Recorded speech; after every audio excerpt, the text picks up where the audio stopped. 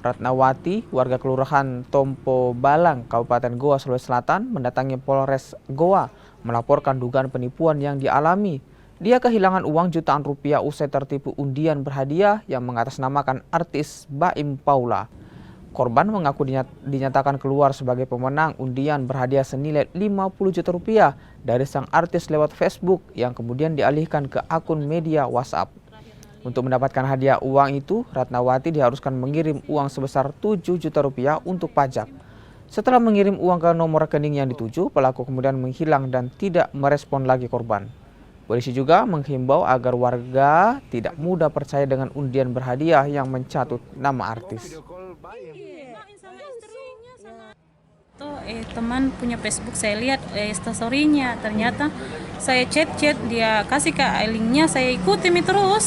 Jadi terus ku chat gitu teman, dia bilang iya memang begitu, awalnya begitu terus, sekalinya 3 kalinya itu dia minta 5, lebih. Saya ke rumahnya itu teman, ternyata itu teman dia dihack akunnya. Oh, dihacker juga iya, dihacker akunnya. Nah, jadi itu terakhir itu yang 3,9 saya kirim enggak lagi karena dia minta terus. Dia sempat video call. Dia video call iya. ya?